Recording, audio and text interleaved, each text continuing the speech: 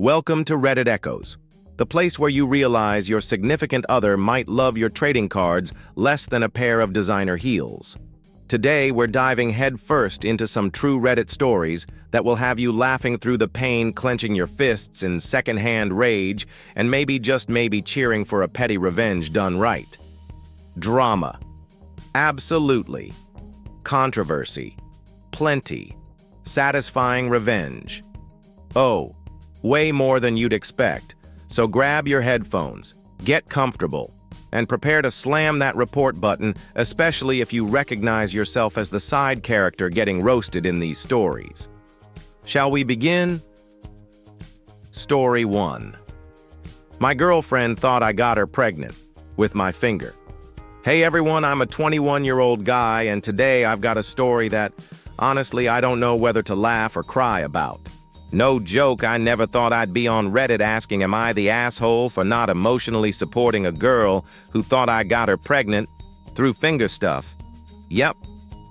You heard that right. It all started with a date I probably shouldn't have gone on in the first place. I met her through a dating app. She seemed a bit young mentally, but I figured, whatever, maybe she's just nervous, we'll have some decent conversation. She was 18. I was 21. Not a crazy age gap. First date, pretty normal. She talked a lot, kind of childish, but I chalked it up to nerves. As we were saying goodbye, I leaned in for a kiss and she stopped me. She said I've never kissed anyone before. I thought she was joking, but nope, dead serious. That should have been my sign to walk away. But instead, my genius self said, "That's okay, I'll teach you." Yeah, I know. Dumb. Anyway, I gave her another chance. Second date, we went to the movies. Afterward, we were hanging out in the car and things got a little more physical. Nothing extreme, just some mutual assistance if you catch my drift. I was super careful. Cleaned up. There was no sex, no unprotected anything. Nothing beyond some basic PG-13 intimacy. We parted ways. No drama. No messages afterward either, which made me think, all right, probably just didn't click. 3 weeks later, ding. She messages me, "I'm 3 weeks late. I'm really scared." Okay, I was still calm at that point. Until she followed it up with, "I read that. If a guy has sperm on his fingers and it can still get you pregnant. Hold on." What she sent me links to sketchy Yahoo Answers pages and random Quora threads, like full-on social media doctor vibes. I calmly explained that's extremely rare. I washed my hands. And even then, sperm doesn't live that long. You're not pregnant. But do you think she stopped there? Nope. She started sending me messages like, "You need to take responsibility for our child. My stomach feels kind of bloated. You should start thinking seriously about being a dad." I couldn't believe it. I even asked, "Did you take a test?" And she replied, "No, but I feel pregnant. Feel pregnant." Then she started posting Instagram stories like, "Hope I don't have to raise this baby alone. Right person, wrong time." I felt like I was being dragged into some low-budget teenage soap opera. My friends were half laughing, half horrified.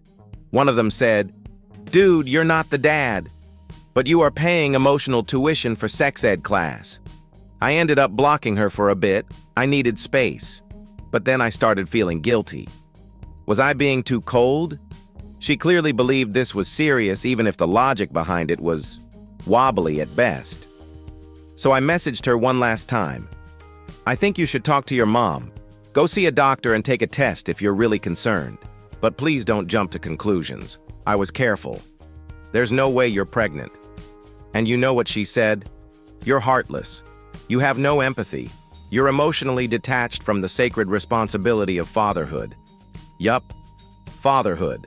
From a movie date.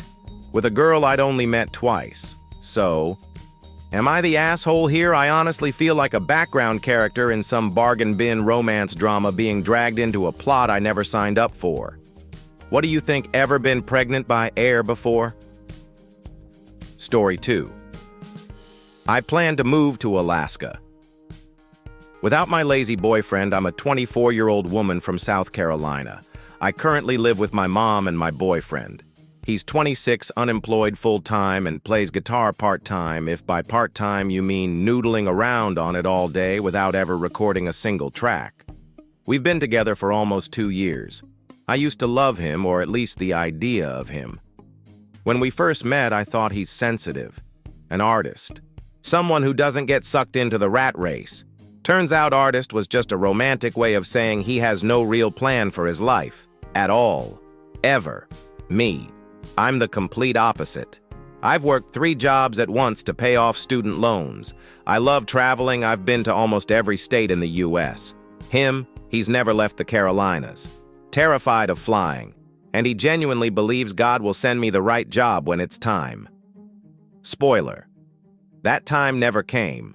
Last week, my mom, who now lives in this remote town called Dillingham, Alaska, called me with an offer that felt like the universe tossing me a life preserver. Move up here. The pay's great. The cost of living is low. Live with me for a while, save some money. In a few years, you could buy your own house. I was stunned. Not because of the offer, but because I felt something I hadn't felt in a long time: hope.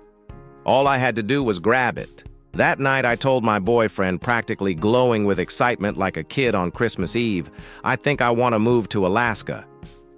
He looked up from his guitar for the first time. All week blinked and said, I don't know. Then went right back to plucking strings like I had just asked what we should eat for dinner. So I clarified, I'm serious. I need to do this. For my future. He let out a long sigh and said, yeah. I don't think I'm going. And that's when it hit me. I wasn't in a relationship. I was dragging around an emotional sandbag. Every time I tried to pull us out of the mud, he just slid back in and pulled me with him. I had hoped he'd say, I'll try. I'll come with you. But instead, he chose that busted guitar over our future. And honestly, it wasn't the first time. There was the time I asked him to sign up for Uber Eats with me to help with bills. His excuse, I don't like deadlines. Another time I suggested taking free online courses to upskill. That stuff isn't for creative minds like me, he said. Sound familiar? Like an 8-year-old trying to get out of math homework. I told my mom everything. She just said gently, don't let anyone slow you down, especially someone who doesn't want to go anywhere. I booked a flight, bought a new backpack, and I wrote him a letter. No blame, no drama, just honesty. I need to go find myself.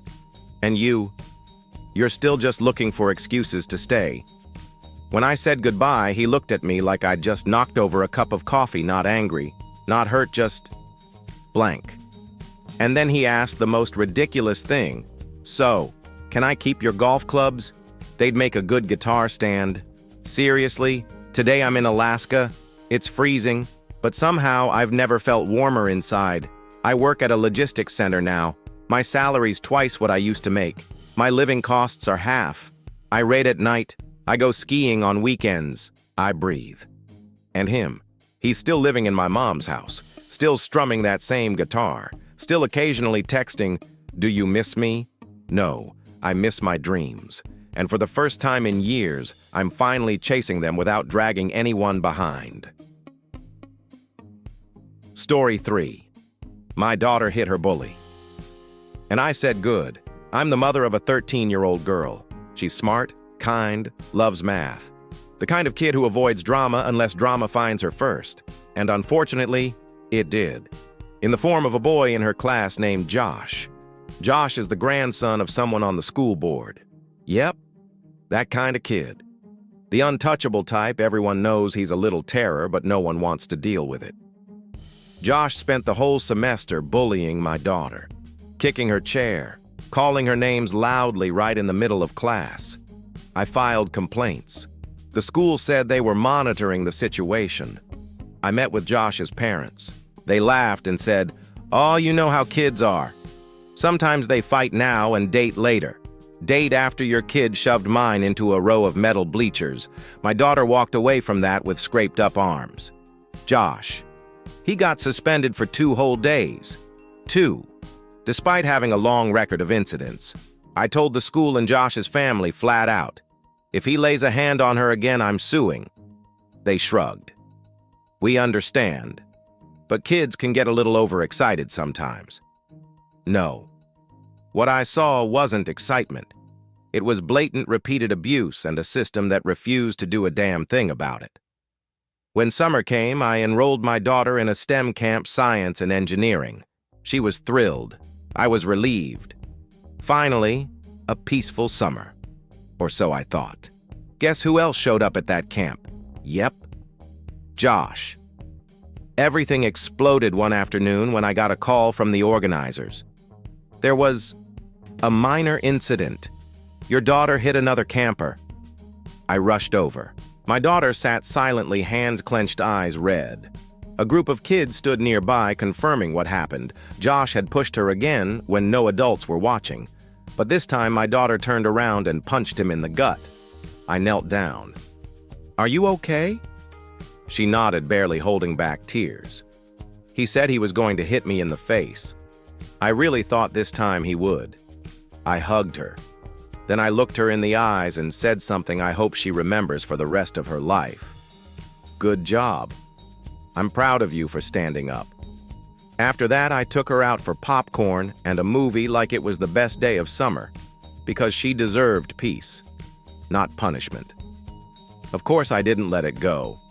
I filed a formal complaint with the camp, and I made it very clear if they dared to punish her for defending herself, I'd bring lawyers. When I told my family over Father's Day weekend, my older brother was the first to speak. "You're teaching her to punch instead of think." My sister-in-law chimed in with the moral high ground. "She'll grow up thinking violence is okay if someone hurts her feelings." I nearly laughed. So what should she have done? Let him hit her and then write a poem to the school board? Look, I don't encourage violence, but I absolutely encourage self-defense. And if one punch ends the months of torment my daughter went through, then I support it, with both fists. The following week, I took time off work. We went hiking, camping, kayaking, just the two of us. I needed her to understand. There is nothing wrong with protecting yourself. That I will never punish her for standing up for herself. Because that's something I wish someone had told me when I was her age. Josh got kicked out of camp. No apology. No word from his parents. But honestly, the story ended better than I could have hoped. My daughter is stronger, braver, and most importantly, she now knows her worth isn't measured by how much she can tolerate, but by her ability to say, "That's enough." Story 4. I kept my sister's gift and my whole family lost their minds. I'm a 17-year-old guy with a 15-year-old little sister, and before you ask, no, I didn't always hate her. At least, not at first. She used to be cute as a kid, clingy, a little whiny, but sweet. We got along. That is, until she turned 8, and morphed into a full-blown parent-protected princess. I'm not exaggerating. My parents literally call her the light of the family. Me. Apparently, I'm just the dim background blur in her glow. It all started one cursed Christmas. My sister gave me a gift using money our parents gave her, of course. But when it came time to open presents, she just kept the gift for herself and said, "I actually like it too much, so I'm gonna keep it." And how did my parents react? They clapped, they laughed, then gave me one less present and gave her one more. Familiar pattern. Yeah, because this became the yearly tradition. I've seen her snatch birthday gifts from her own friends, get kicked out of parties, and my mom still excuses it with, "She's just a kid. She doesn't know how to express herself yet." This kid knows exactly how to manipulate the entire family into giving her whatever she wants. I told my parents they were raising a selfish person. Their response, "You're just jealous. Everything's fair. You're overthinking." Fast forward to my birthday. She walks in with a gift box and says, "I picked this out because I thought it really suits you, but I like it too much, so I'll just keep it okay." The 4 other gifts I got that day, she claimed them as hers. My parents, silent. And when I got mad, they said, "At least she thought about you." I'm sorry, what gift exactly did I get out of that mess? Then came her birthday.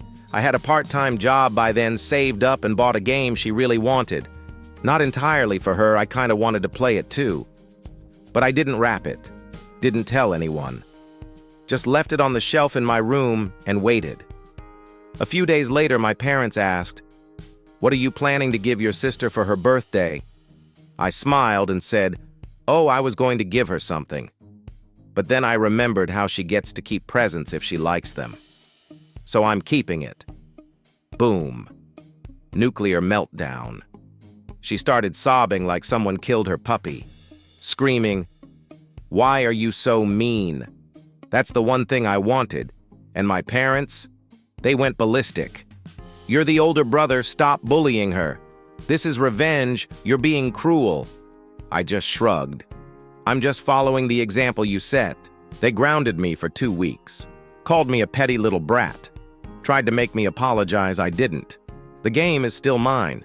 I paid for it. They can't take it back. I set a password on my console. My sister later came to me crying, asking, "Do you hate me?" I looked her dead in the eye and said, "I don't need to answer that. You should just leave me alone." Yeah, maybe that was cold.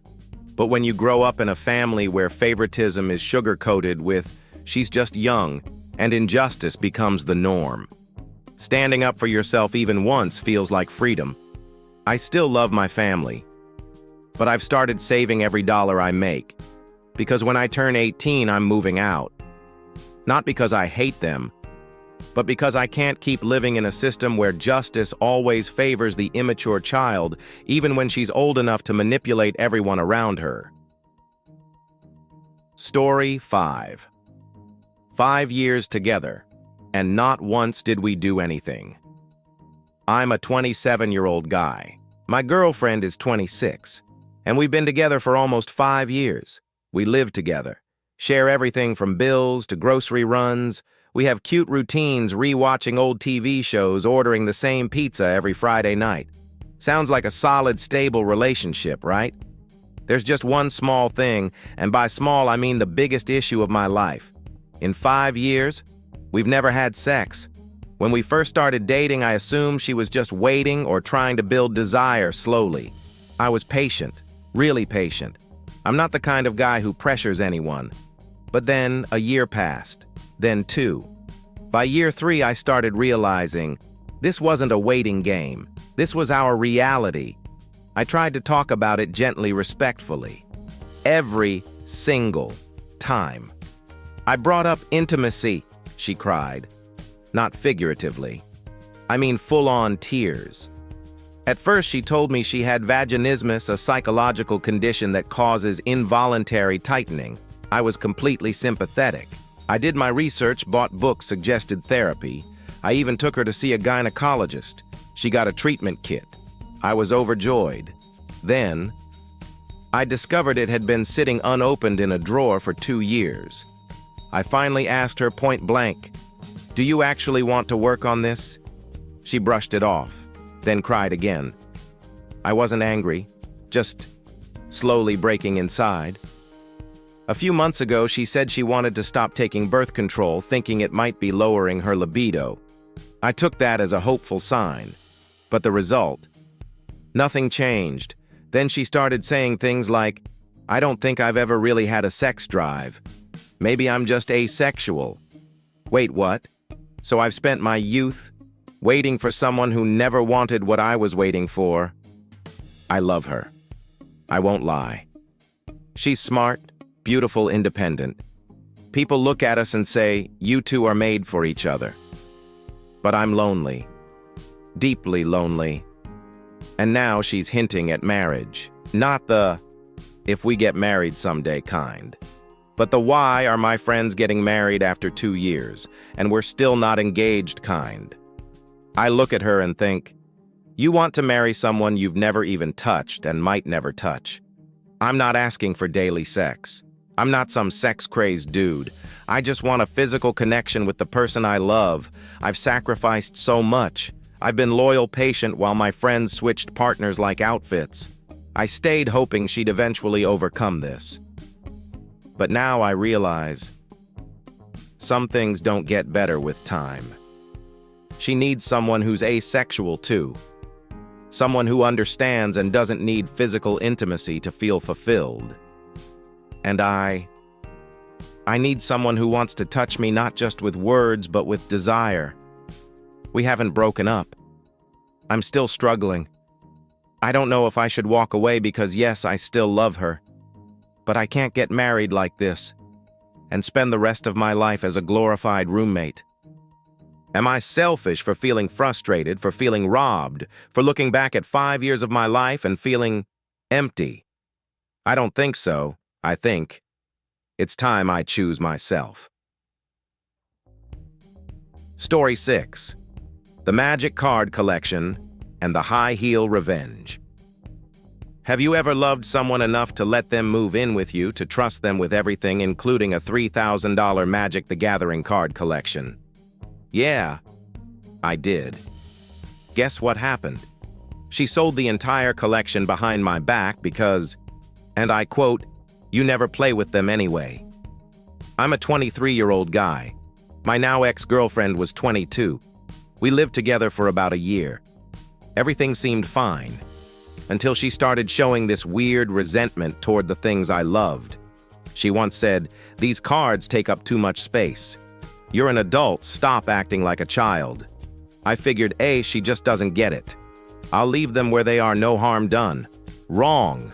So damn wrong. One day, after a long shift at work, I came home and opened the storage drawer under our bed, the one I locked, because I knew how valuable those cards were. Empty. Not a single card left. My heart dropped like I'd just gotten a fire evacuation alert. I ran out and asked her what the hell happened, and she calmly replied, "Oh, I sold them. You don't even play anymore. Plus, I needed to tidy up the apartment. You sold them." "That drawer was locked. Did you break the lock?" She answered. "The card shop owner helped me. He had bolt cutters." "Oh, fantastic." A thief and her trusty sidekick. I didn't scream. I didn't curse. I just stared her dead in the eyes and said, "Get out of my apartment. Now." She cried, called me selfish, accused me of loving my cards more than her. I locked myself in the bathroom and waited until she packed up and left. But I wasn't done. I took all her luxury heels, those $500, $700 stilettos she barely ever wore, and listed them online. In the listing, I even wrote, "Selling my ex's heels." She betrayed me. I'm selling to regain a shred of self-worth. Everything sold within 2 days. She found out and showed up banging on my door like a lunatic. When I opened, she slapped me and screamed, "You're a monster. You had no right. I just smiled. Oh, you sold my cards that I never used. I just sold shoes you never wore." She demanded the money. I said I deducted what you owed me for the cards. The rest, thanks for playing. I notified the building manager to change the locks. When he heard the story, he laughed out loud and then hit on my mom when she came by with donuts. The man's 50 with taste, I'll give him that. A week later, she came back to pick up her remaining stuff. I gave her the profits from the shoes rounded up just to keep things civil. She also gave me some money back for the cards, not the full amount, but hey, it was something. We were done. Officially. I lost a prized collection, but I got my self-respect back. As for her, I hope she finds someone who enjoys having their privacy violated and also hates magic cards. And if you're wondering why didn't you press charges, I considered it. But honestly, watching her break down over a few pairs of heels was cathartic. I didn't need the law, just a little poetic justice. Let this be a warning to anyone who loves someone so much they forget their own worth. Never let anyone decide the value of the things that bring you joy. And that's it for today on Reddit Echoes, where drama never takes a vacation and the toxic ones, they always show up right on time. Just so you know exactly who to hate. If your girlfriend ever sold your most prized possessions, if your partner wanted to get engaged but wouldn't touch you for 5 years, or if you once thought you were pregnant because you swallowed a piece of gum, you're not alone. Don't forget to like, subscribe, and comment the wildest story you ever went through, because the next episode might just be about you. See you in the next video, and remember, If someone touches your magic cards without asking, they don't deserve a key to your house.